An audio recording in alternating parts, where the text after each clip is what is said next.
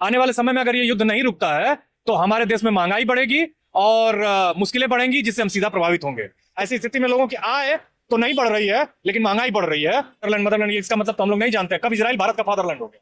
एक छोटा सा देश जो 1948 में अस्तित्व में आया, वो भारत का फादरलैंड कैसे हो सकता है? यही सबसे बड़ा सवाल है कि फादरलैंड और मदरलैंड, भारत की तो इतनी पुरानी सभ्यता है कि हम सभी के फादर हैं।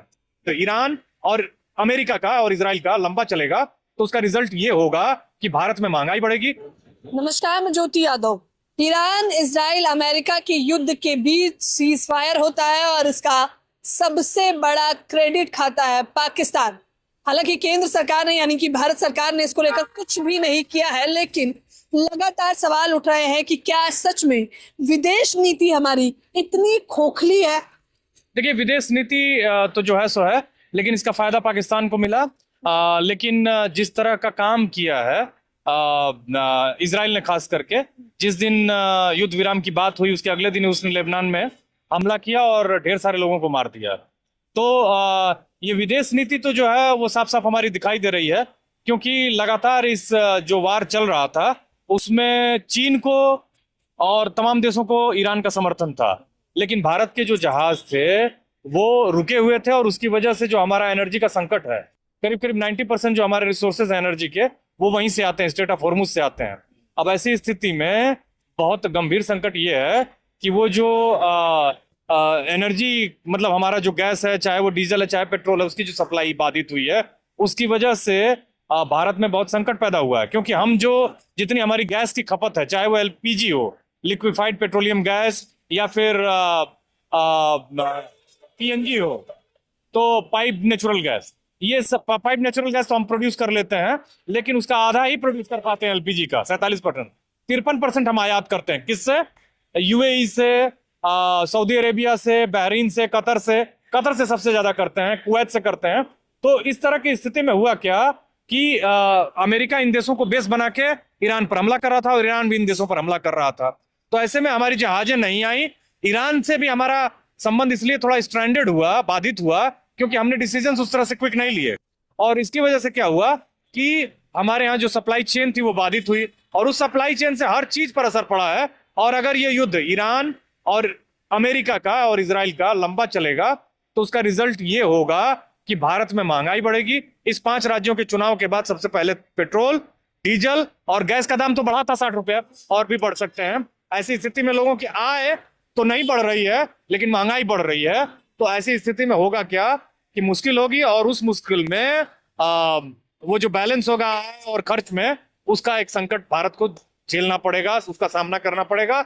और इसकी वजह से भारत में और भी जो कमतर वर्ग हैं, कमजोर वर्ग हैं, उनको मुश्किलों का सामना करना पड़ेगा। इस युद्ध का असर आप कह रहे हैं भारत पर पड़ेगा, लेकिन अगर सच में पड़ेगा तो भारत को तो कोई स्टैंड लेना चाहिए था, जो अब तक देखने को नहीं मिला है। नहीं, भारत इसमें स्टैंड बहुत कुछ नहीं ले सकता था। एक्चुअली क्या था कि भारत को स्टैंड ये लेना था कि जो अमेरिका ने सैंक्शंस लगाए थे भारत पे, सैंक्शंस उसने ये लगाए कि आपको हमारे साथ $500 बिलियन की डील करनी है। आपको पहले भारत रूस से तेल खरीद रहा था, ईरान से भी खरीद रहा था। ईरान से तो 7 साल बाद अभी खरीद पाया है, एक सिपाही है। लेकिन हम जहां से हमको तेल सस्ता मिल रहा था, कहां से मिल रहा था? रूस से और ईरान से। वो हमारा सब कुछ रुका हुआ है। और उसके बाद अमेरिका ने तेल खरीदने की, हमको बेचने की डील कर ली है, और बहुत सारी चीजों की डील कर ली है। जैसे वो सब प्रोड्यूस वो हमको बेचेगा जो हमको बहुत जरूरत नहीं है, डेयरी प्रोडक्ट्स हो या फिर ये फ्रूट्स हो या फिर तमाम तरह की चीजें हो। तो इसकी वजह से क्या होगा कि हमारे मार्केट पे अननेसेसरी बर्डन पड़ेगा, और वो भी हमारी इकोनॉमी पे एक प्रेशर होगा। वो तो पहले से ही था। अब विपक्ष ये आरोप लगा रहा है कि तमाम तरह के डील की वजह से भारत सरकार जो है वो अमेरिका के सामने झुकी हुई है। एप्सिन फाइल का नाम लिया जा रहा है, अडानी के खिलाफ FIR की बात की जा रही है। तमाम मुद्दे हैं, एक मुद्दा नहीं कई मुद्दे हैं। तो इन्होंने कहा कि ये उनसे डर चुके हैं, उनके आगे समझौता कर चुके हैं, इसलिए इस तरह की डील कर रहे हैं। क्योंकि भारत को $39 बिलियन का ही आयात करता था अमेरिका से। अमेरिका ने कहा है कि आपको $500 बिलियन की खरीदारी करनी होगी। ऐसी स्थिति में अब मेरे पॉकेट में ₹500 नहीं है, मैं ₹40 का खाना खा सकता हूँ, और 500 का खाना खा लूं तो मेरी पूरी इकोनॉमी जो है वो खराब हो जाएगी, मैं कर्ज में चला जाऊंगा। वही भारत के साथ है। और भारत एक्चुअली अमेरिका की डील हुई थी, भारत अमेरिका को नाखुश नहीं कर सकता था। तो जो पहले दिन हमला हुआ 28 फरवरी को इजराइल और अमेरिका का ईरान पर, उसमें उसने 130 जगहों पे 30 घंटे में 2500 बम दागे थे। उसी में आयतुल्लाह खोमैनी की मौत भी हुई और उनके कई मंत्रियों की और अधिकारियों की भी मौत हुई। उन्होंने ईरान को बहुत बड़ा झटका दिया था उस दिन, और भारत ने 5 दिन बाद उस पर प्रतिक्रिया दी। तो ईरान भी इन सब सारी चीजों को देख रहा है। उसकी नजदीकी रूस, चीन और तमाम उन देशों से है जो उसको लगातार मदद कर रहे हैं और उनकी तरफ नजदीकियां बढ़ती जा रही हैं। सवाल यह है कि जब युद्ध चल रहा था उस दौरान, उससे पहले, क्योंकि प्रधानमंत्री मोदी जी गए और उन्होंने कहा कि इजराइल हमारा फादरलैंड है, तो क्या हमें मजबूती से इजराइल के साथ खड़ा होना चाहिए था? नहीं, ये सब मैसेज जो आप स्टेटमेंट कोट कर रही हैं, फादरलैंड मदरलैंड, ये इसका मतलब तो हम लोग नहीं जानते हैं। कब इजराइल भारत का फादरलैंड हो गया? एक छोटा सा देश जो 1948 में अस्तित्व में आया, वो भारत का फादरलैंड कैसे हो सकता है? यही सबसे बड़ा सवाल है कि फादरलैंड और मदरलैंड, भारत की तो इतनी पुरानी सभ्यता है कि हम सभी के फादर हैं। बिल्कुल। जब हम सभी के फादर हैं तो दूसरा हमारा फादरलैंड कैसे हो गया? ये वो सवाल है। प्रधानमंत्री के आने के दूसरे दिन ही वहां हमला हो गया। तो ये एक तरह का ये भी मैसेज गया कि कहीं ना कहीं इजराइल ने भारत को कॉन्फिडेंस में लिया, या मतलब कहीं ना कहीं एक मैसेज गया दुनिया में।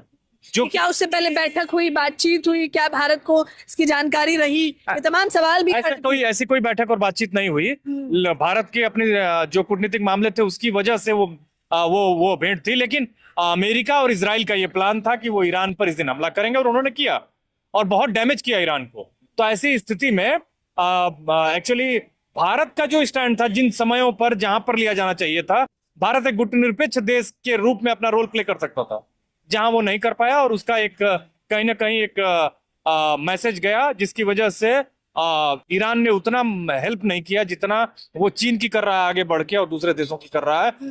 देखिए, होर्मुज के बंद होने से जहां से 20% दुनिया का तेल और एनर्जी जो है वो जाता है, उसमें साउथ एशिया के देश और ईस्ट एशिया के देश बहुत प्रभावित होंगे। जैसे जापान है, चीन है, भारत है, ये जो वियतनाम है, म्यांमार, बांग्लादेश में हमने देखा कि क्राइसिस है। श्रीलंका को तो ईरान ने बहुत ही उस पर खुशी जाहिर की और कहा कि उसको हम मदद करेंगे। उस तरह के गरीब देश ने हमारे एक शिप को कोलंबो में रोक रखा था और उसको मदद की, तो उससे बहुत खुश था। तो कुल मिला के ये एक मैसेज गया कि कहीं ना कहीं भारत का संबंध जो है ईरान से वो थोड़ा बाधित हुआ है, और उसकी वजह ईरान की जब हम बात करते हैं तो ईरान ने जिस प्रकार से ताबड़तोड़ तरीके से कहीं ना कहीं जवाब दिया इजराइल और अमेरिका को, जिसकी उम्मीद मुझे नहीं लगता कि अमेरिका को रही होगी। देखिए, अमेरिका जो है वो चाहता था कि वेनेजुएला के राष्ट्रपति निकोलस मादुरो को झूठे आरोप में ड्रग पेडलर, माने ड्रग की तस्करी करने वाले के आरोप में गिरफ्तार जब उसने कर लिया, तो उसका पूरा उद्देश्य था कि वेनेजुएला के तेल के रिसोर्सेज पर कब्जा करना, और वो कब्जा उसने कर लिया है। वो फिर ग्रीनलैंड पर अपना कब्जा चाहता था, जो चाहता था वो नहीं हो पाया। उसका इजी टारगेट था ईरान इसलिए था क्योंकि इजराइल बहुत लंबे समय से अमेरिका को कन्विंस कर रहा था, और वो उसको इसमें खींचने में शामिल रहा। क्योंकि सीधी लड़ाई अमेरिका की ईरान से नहीं है, सीधी लड़ाई जो है वो लड़ाई आपके बेसिकली इजराइल की ईरान से है। तो ऐसी स्थिति में ईरान ने बहुत चालाकी से अमेरिका को भी इस युद्ध में खींच लिया, और उसका फायदा उसको मिला है। लेकिन ईरान को तो नुकसान हुआ है। 2000 से ज्यादा लोग मारे गए, उसके बहुत सारे इंफ्रास्ट्रक्चर नुकसान हुए हैं। लेबनान में भी 2000 से ज्यादा लोग मारे गए हैं। लेकिन अमेरिका को भी बहुत भारी नुकसान हुआ है। $40 बिलियन का खर्चा हो चुका है, और अमेरिका, भले ट्रंप कह रहे हैं कि हम इस युद्ध को जारी रखेंगे, ईरान को तबाह कर देंगे, लेकिन भीतर से वो खुद डरे हुए हैं, क्योंकि उनका अमेरिका में विरोध हो रहा है। मिड टर्म इलेक्शंस होने हैं, हालत खराब है। अमेरिका के लोग उनको गाली दे रहे हैं, उनको डायपर पहना के जूतों से पीट रहे हैं। ऐसी स्थिति में ट्रंप की हालत एकदम खराब है, और वो चाहते हैं कि युद्ध रुके, क्योंकि वो व्यापारी हैं। उनका सीधा उद्देश्य था कि ईरान का तेल मिल जाएगा, हम रजा शाह पहलवी को अपने कठपुतली के तौर पर वहां बैठा के ईरान को लूटेंगे, पैसा कमाएंगे और धनी होंगे। जो प्रोजेक्ट फेल हो गया है, अब वो इजराइल से भी नाराज हैं, अपने आप से भी नाराज हैं, फ्रस्ट्रेटेड हैं। इसीलिए उन्होंने पाकिस्तान को आगे किया, फिर वो टूटा, फिर वो बात को बढ़ा रहे हैं। हमला करके खत्म नहीं कर सकते। वियतनाम का युद्ध अमेरिका हारा था, 10 साल लड़ता रहा। अफगानिस्तान में हर जगह उसको कहीं जीत नहीं मिली। तो ऐसी स्थिति में वो समझ गए हैं कि यहाँ भी मुझे जीत नहीं मिलनी है, दुर्दशा अलग से होगी और हमारी फजीयत होगी। इस फजीयत से बचने के लिए ट्रंप ये डील कराना चाहते हैं और उससे बचना चाहते हैं। अब आखिरी सवाल मैं आपसे लेना चाहूंगी, इसकी क्या कुछ तस्वीरें अब हमें आने वाले समय में देखने को मिलेंगी? देखिए, आने वाले समय में अगर ये युद्ध नहीं रुकता है तो हमारे देश में महंगाई बढ़ेगी और मुश्किलें बढ़ेंगी, जिससे हम सीधा प्रभावित होंगे। तो हमारे लिए तो ये है सबक, लेकिन जो ईरान के साथ अमेरिका कर रहा है वो दुनिया के किसी और देश के साथ कर सकता है। इसलिए दुनिया के दूसरे देशों से ये को ये मैसेज है कि भाई ये जो हो रहा है ये मानवता के खिलाफ है। अगर आप थोड़ा सा भी जिंदा हो तो इस गलत काम का आप विरोध करिए, एक देश के तौर पर, इंसान के तौर पर। और जो आज ट्रंप पूरी दुनिया में कर रहे हैं उसका खुलकर विरोध होना चाहिए। हर वो आदमी जो अन्याय को न्याय के खिलाफ एक थ्रेट समझता है उसको भी ट्रंप की निंदा करनी चाहिए और उनको कहना चाहिए अमेरिका के लोगों को कि आप इनको चुनाव में हराइए और वापस ले जाइए, क्योंकि ये मानवता के लिए खतरा है। मानवता का पाठ पढ़ाने वाला अमेरिका किस प्रकार से इस युद्ध के बीच बेनकाब हुआ, और मुख्य तौर पर ट्रंप का तो विरोध जमकर अमेरिका में किया गया, अलग अलग पोस्टर, बैनर, मीम, रोस्ट के माध्यम से हमें देखने को मिला है। इसका क्या कुछ असर पड़ेगा, हमने खास बातचीत पर आप लोग भी मुझे अपनी राय जरूर दो। धन्यवाद।